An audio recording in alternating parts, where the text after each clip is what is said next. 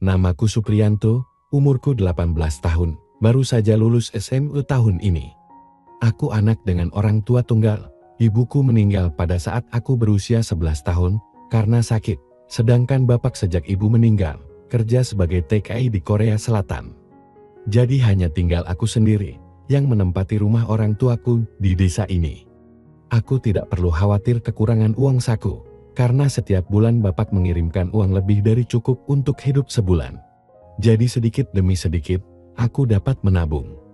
Walaupun aku sudah berumur 18 tahun, dan wajahku termasuk ganteng untuk ukuran di desaku, tetapi aku sama sekali belum pernah merasakan apa yang dinamakan berpacaran. Aku memang minder terhadap teman-teman wanitaku di sekolah. Aku lebih berkonsentrasi pada pelajaranku di sekolah daripada berusaha mendekati seorang wanita. Lagi pula, memang pada saat ini, belum ada seorang wanita pun yang membuatku tertarik. Paling-paling aku hanya berusaha berteman seperti biasanya.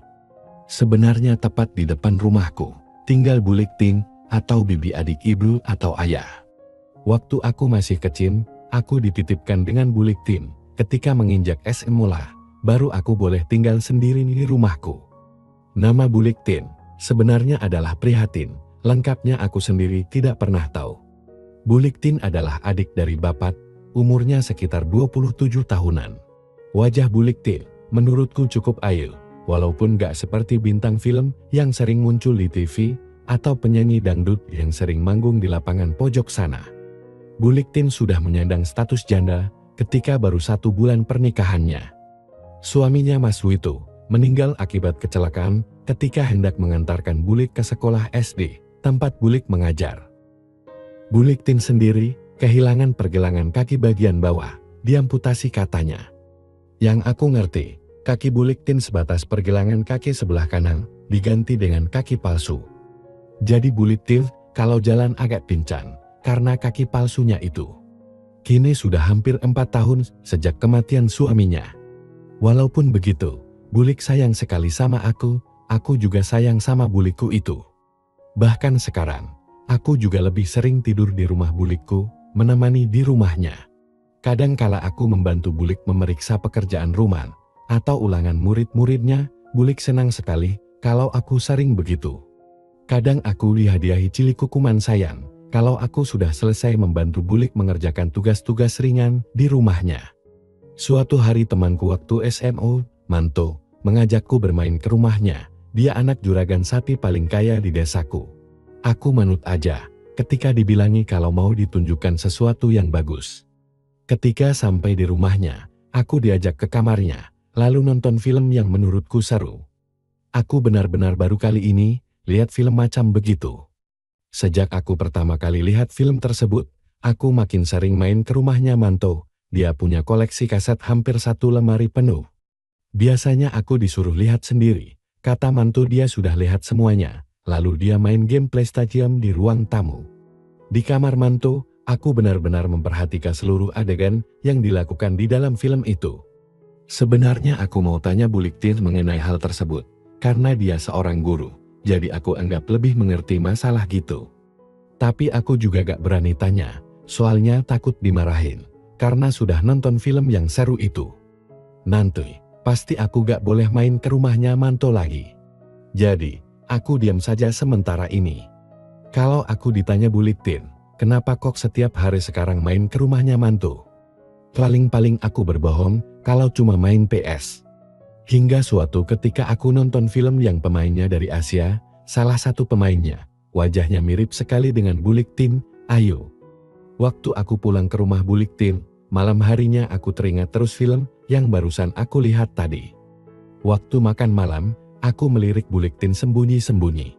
Bulik Tin sedang menyulam, katanya buat taplak meja, di kursi panjang, dia memakai dastuar seperti biasanya.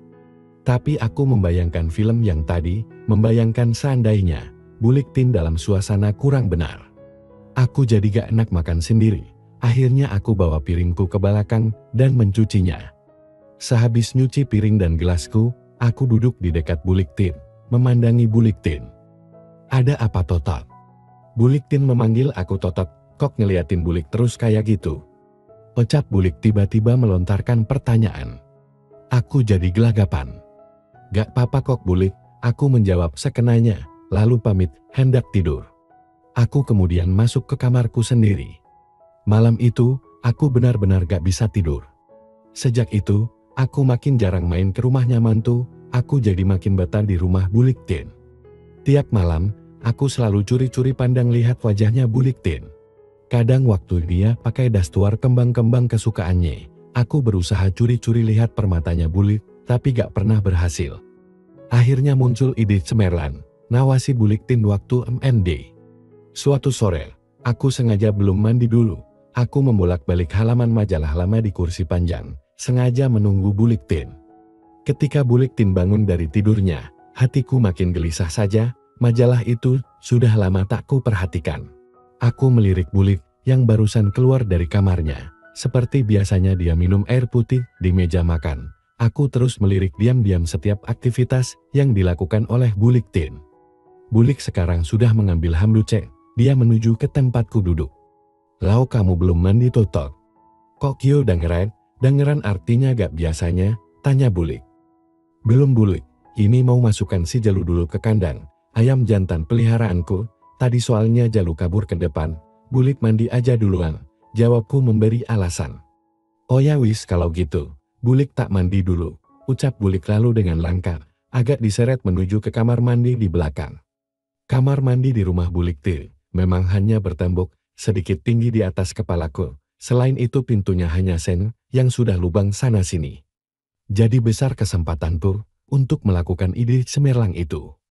Jantungku berdegup kencang. Ketika dengan pelan-pelan, aku minju ke belakang rumah. Suara Bulik Tin terdengar jelas, bersenandung kecil, aku menunggu di dekat kandang ayam sebelah kamar mandi. Terdengar suara air, itu merupakan tanda bahwa Bulik sudah melakukan aktivitasnya, perlahan-lahan aku menaiki kursi tua di pojokan. Langit yang sudah mulai menghitam, membantuku supaya rencana ini berhasil. Aku mulai menaikkan kepalaku perlahan-lahan. Lampu di ruangan itu sebesar 5 watt sudah dinyalakan, jadi aku harus hati-hati. Aku mulai melompokkan kepalaku melewati tembok kamar mandi. Dari sudut ini, aku mulai melihat kepala Bulik sedikit demi sedikit. Aku berusaha terus dengan pelan-pelan mengangkat kepalaku. Akhirnya Bulik Tin yang sudah dalam suasana kurang benar, terlihat jelas di bawah penerangan lampu 5 watt. Lama aku memandanginya, hingga tiba-tiba keseimbanganku jadi goyah. Refleks aku meloncat dari kursi tua itu. Waktu aku mendarat di tanah, berbunyi agak keras, gedebuk. Suara senandung Bulik seketika berhenti, jantungku seakan hendak meledak. Tanpa banyak menunggu, aku lari menuju ke ruang depan. Sesampainya di kursi panjang, aku menenangkan diri. Apakah Bulik tahu aku sedang mengawasinya? Jantungku berdetak seakan-akan hendak meloncat dari tempatnya. Dengan gelisah, aku duduk menunggu sambil memikirkan alasan-alasan yang masuk akal. Tak berapa lama, tampak Bulik sudah menyelesaikan aktivitasnya. Terdengar suara pintu kamar mandi dibuka. Keringatku makin deras saja mengucur, membayangkan apa yang bakalan terjadi sebentar lagi. Langkah-langkah kaki terdengar mendekat. "Tok, sana mandi, sudah hampir maghrib loh," suara Bulik terdengar seperti biasanya. "Plong sudah hatiku," Bulik sama sekali tidak curiga. "Ya Bulik, ini Totok mau mandi," jawabku lalu aku segera ngacir ke belakang menghindari pertanyaan-pertanyaan Bulik selanjutnya. Di kamar mandi, pikiranku terus membayangkan Bulik Tin. Buru-buru aku menyelesaikan mandiku. Malam harinya, aku membantu Bulik Tin memeriksa pekerjaan ulangan bahasa Indonesia murid-muridnya. Makin senang aku membantunya, ketika Bulik Tin hanya memakai dastuar. "Bulik, kalau tidak ada titiknya, perlu dicoret tidak?" tanyaku pada Bulik Tin yang masih serius mengerjakan bagian lainnya.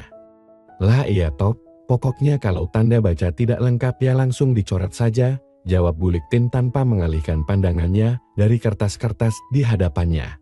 Posisi dudukku ini memungkinkan mencuri-curi pandang ke arah permata Bulik Tin. Aku duduk di lantai dengan bersila, sementara Bulik Tin duduk di kursi depanku. Otomatis kalau lagi menulis di mejaku, Bulik Tin agak membungkuk.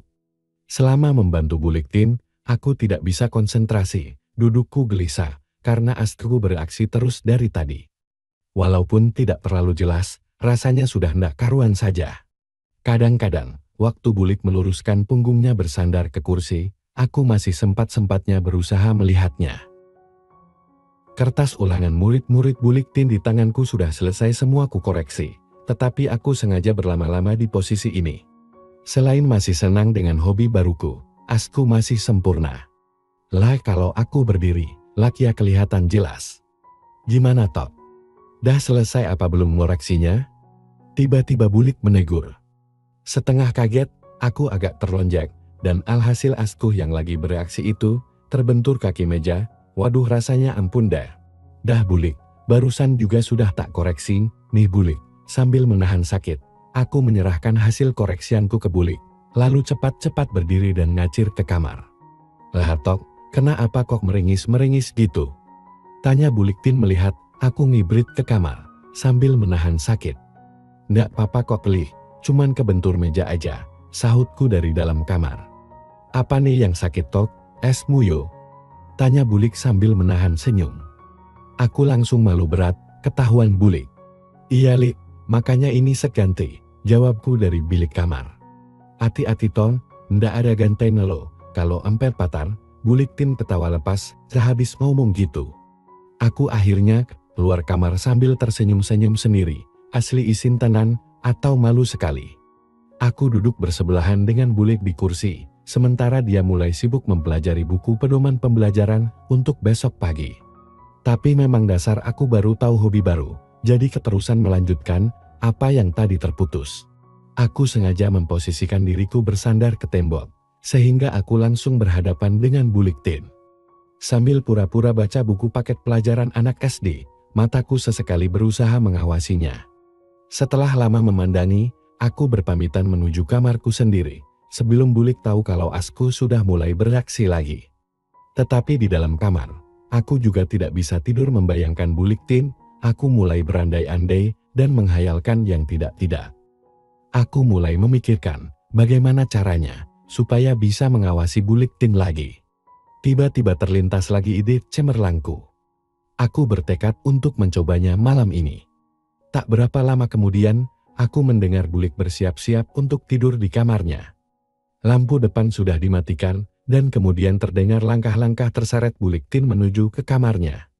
Aku masih menunggu beberapa saat, sesekali masih terdengar derit ranjang di kamar sebelah, yang berarti Buliktin belum tertidur nyenyak. Akhirnya setelah menunggu beberapa lama, atau rasanya sahabat, dengkur halus Bulik terdengar. Aku perlahan-lahan mulai berjingkat keluar dari kamarku sendiri. Semua kamar di rumah ini, kebetulan tidak berpintu, hanya kain kelambu saja sebagai penutupnya.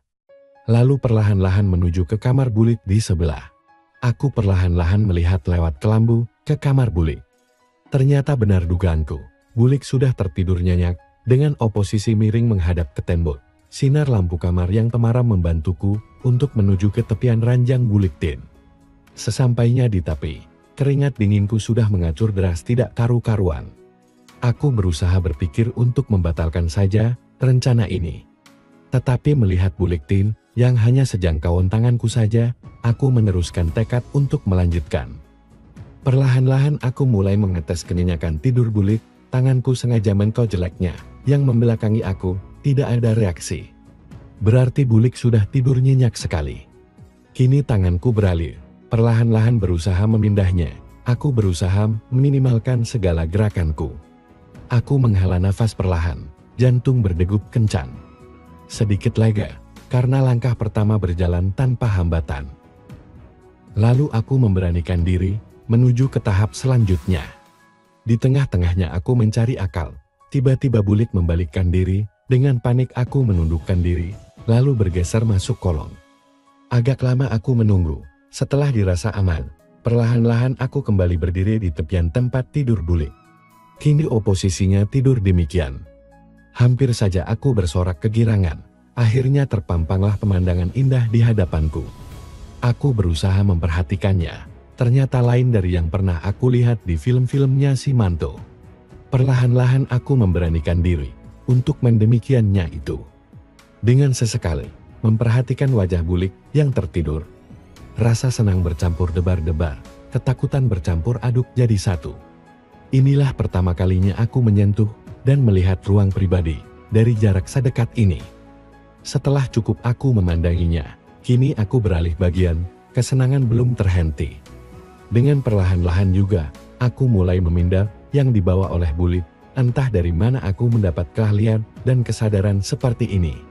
Aku meneguk ludah, memandang permata perhiasan Bulik Tin. Belum pernah aku merasakan kegirangan seperti saat ini. Maklum saja, seumur-umur ya baru kali ini, aku membelikan perhiasan permata seorang wanita. Setelah itu, aku memberanikan diri mendekat. Seperti yang pernah aku tahu di film-filmnya si Manto. Tiba-tiba Bulik mengeluh pelan. Hampir kopot jantungku. Secepat kilat, aku bersembunyi di kolong. Dengan cemas aku menunggu reaksi selanjutnya dari Bulik Tin. Mati sekarang aku. Bulik pasti marah besar. Aku membatin dalam hati, sambil berharap itu tidak akan terjadi. Beberapa lama kemudian, ternyata tidak ada reaksi apa-apa. Ternyata Bulik masih tertidur dengan nyenyaknya. Aku memberanikan diri keluar dari kolong tempat tidur. Ternyata Bulik sudah berpindah posisi menghadap ke tepian. Rasa lega menyelimuti aku, tetapi aku sudah tidak berani mengambil resiko lagi. Dengan perlahan-lahan, aku berusaha membenahi keadaan Bulik. Walaupun tidak sempurna, tetapi aku rasa sudah cukup. Setelah kembali ke kamarku sendiri, aku baru merasa aman dan lega. Aku berusaha memejamkan mata untuk tidur, tetapi ingatan tentang Bulik Tin terus berada di otakku. Setelah lama kemudian, akhirnya aku malam itu tertidur dengan mimpi-mimpi yang dipenuhi oleh Bulik Tin. Ketika aku terbangun pada pagi harinya, rasa khawatir itu kembali muncul. Bayangan akan kemarahan Bulik Tin sungguh membuatku mencit. Takut kalau Bulik tahu perbuatanku tadi malam. Aku terdiam lama di tempat tidur, tanpa berani keluar kamar, walaupun sebenarnya aku sudah terbangun dari tadi. "Tok, bangun G. Udah siang tuh." Tiba-tiba Bulik Tin masuk ke kamarku. Dia sudah berpakaian rapi, hendak berangkat mengajar. Aku menggeliat, berpura-pura baru bangun tidur. "Iya Bulik, ini udah bangun kok," sahutku malas. Bulik Tin tersenyum kecil, lalu duduk di sampingku. "Bulik berangkat dulu ya, tuh si Jalu sudah Bulik keluarin di belakang rumah. Dasar kamu molor terus sir," kata Bulik Tin sambil mencililik kukum kedua TV-ku. Dengan langkah agak pincang, Bulik keluar dari kamarku. Aku bernafas lega, ternyata Bulik tidak tahu sama sekali tentang kejadian tadi malam. Aku meloncat dari kamar tidur dan keluar kamar. Bulik sudah berjalan di halaman depan rumah. "Hati-hati di jalan Bulik," seruku.